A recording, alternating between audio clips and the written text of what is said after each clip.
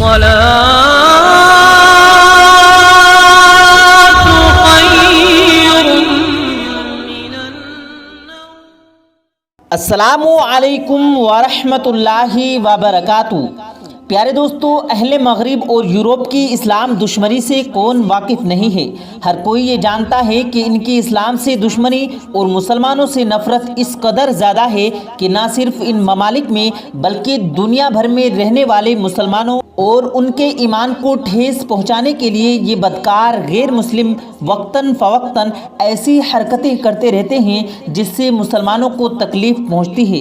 لیکن جب بھی کوئی غیر مسلم اس سرکشی میں حد سے گزر جائے تو پھر قدرت اس کو دنیا کے سامنے ایک عبرتناک مثال بنا دیتی ہے. پیارے دوستو، ایسا ہی ایک خاتون کے ساتھ لائیو شو کے دوران ہوا جہاں وہ اسلام کے مخالف ایک جھنڈا لے کر آئی تھی. اس کا مقصد اسلام کو بے حرمتی کرنا تھا. اس شو کے دوران اس پر جن حاوی ہوئے یا وہ اللہ کا عذاب تھا؟ آج کی اس ویڈیو میں آپ کو تفصیل سے آگاہ کیا جائے گا، لہٰذا ہماری آج کی اس ویڈیو کو آخر تک ضرور دیکھیے گا. اور اگر آپ نے ہمارے چینل کو سبسکرائب نہیں کیا تو ہمارے چینل کو سبسکرائب کر کے بیل آئیکن ضرور دبا دیجیے گا تاکہ ہماری آنے والی ہر نئی ویڈیو کی اپڈیٹس آپ کو ملتی رہے. پیارے دوستو، جب بھی کسی غیر مسلم نے اسلام کے خلاف کوئی گھٹیا سازش کی تو اللہ نے علم الدین شہیدی جیسے غازی پیدا کیے جنہوں نے ان فتنوں کا سر کچل دیا، یا پھر اپنی قدرت سے اللہ نے ان لوگوں کو دنیا میں عبرت کا نشان بنا دیا. قرآن کریم دنیا کی سب سے مقدس کتاب ہے اور قرآن کریم کے متعلق تمام عالم اسلام کا عقیدہ ہے کہ یہ کلام الہی ہے جس میں رب اپنے بندے سے محو گفتگو ہے. اس لیے یہ کتاب انتہائی عظمت والی کتاب ہے. اس کتاب کو حضور آقائے دو جہاں سرور کائنات صلی اللہ علیہ وسلم پر وحی کے ذریعے 22 سال کے عرصے میں اتارا گیا، اور یہ وحی اللہ کے مقرب فرشتے حضرت جبرائیل علیہ السلام لاتے رہے. قرآن کریم کی آیات جیسے جیسے آپ صلی اللہ علیہ وسلم پر نازل ہوتی رہی تو آپ صلی اللہ علیہ وسلم انہیں صحابہ کرام کو سنا کر ان کا مطلب سمجھا دیتے، اور یہاں تک کہ خود ان احکامات پر عمل کر کے ایک واضح مثال بھی مہیا کرتے. ناظرین گرامی، یوں یہ کلام الہی نہ صرف انسانوں کے لیے زندگی گزارنے کا طریقہ بن کر نازل ہوا بلکہ ہماری آخرت کے متعلق بھی اس کتاب میں واضح طور پر بتا دیا گیا کہ کیسے اس دنیا میں زندگی بسر ہوگی اور آخرت میں کیا معاملات پیش آئیں گے. یہ مقدس کتاب تمام انسانوں کے لیے ضابطۂ حیات اور راہ نجات ہے. قرآن کریم اللہ کا کلام ہے اور اس کی حفاظت کی ذمہ داری بھی خود اللہ ہی نے اٹھا رکھی ہے.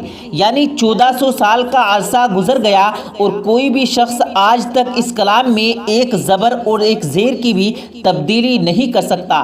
اور ناظرین گرامی، اگر کوئی اس کی بے حرمتی کی کوشش کرتا ہے تو اس کا انجام پوری دنیا اپنی آنکھوں سے دیکھتی ہے اور وہ سب کے لیے عبرت کا نشان بن جاتا ہے.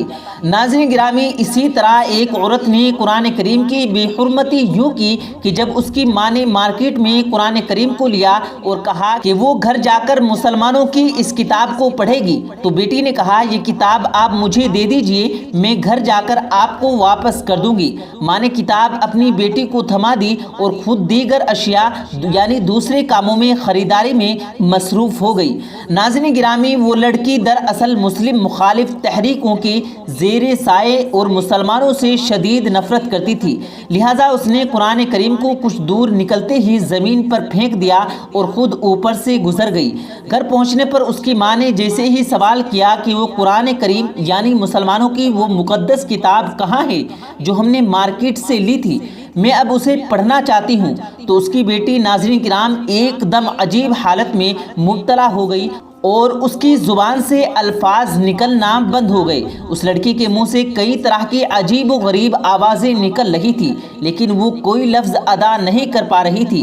ماں اپنی بیٹی کو لے کر فوراً اسپتال کی جانب بھاگی کہ میری بیٹی کس حالت میں مبتلا ہو گئی ہے. یہ بات کرنے کی کوشش تو کرتی ہے لیکن اس کے منہ سے جو آوازیں نکلتی ہیں وہ کسی کو سمجھ نہیں آتی. सैकड़ों डॉक्टर्स को दिखाया गया, कई तरह के टेस्ट और इलाज किए गए, मगर वो ना ठीक हुई और ना उसे ठीक होना था। यूं बिल्कुल नॉर्मल नजर आती थी। जब उसके सामने कुरान करीम का जिक्र किया जाता तो उसकी हालत गौर होने लगती थी और वो अपनी आवाज़ मुकम्मल तौर पर खो बैठती थी।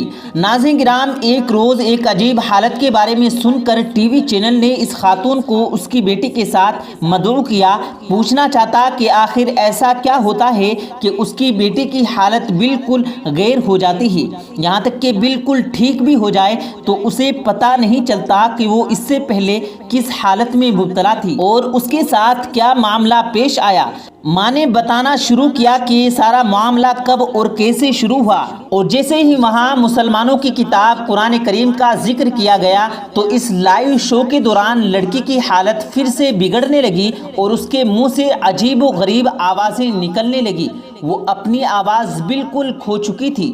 इस लड़की पर कोई जिन आता था या वो अल्लाह का अजाब था, क्योंकि वो सिर्फ उसी वक्त जाहिर होता था जब उस मुस्ताब खातून के आगे अल्लाह का जिक्र किया जाता था।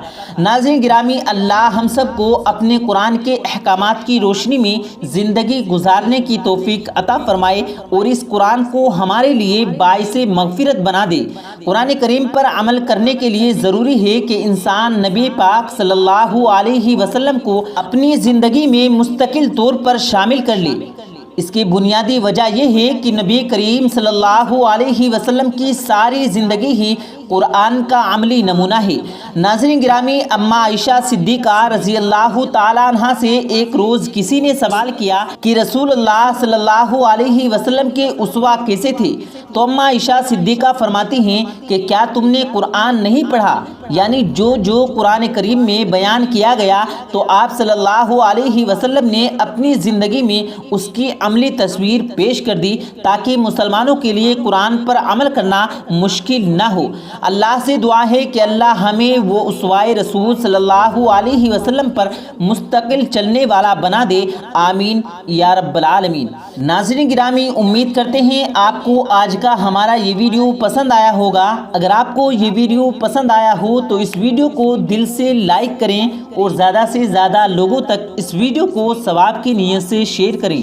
और अगर आपने हमारे चैनल को अभी तक सब्सक्राइब नहीं किया तो हमारे चैनल को ज़रूर सब्सक्राइब कर लें। मिलते हैं फिर एक नई वीडियो के साथ, तब तक के लिए अल्लाह हाफिज़।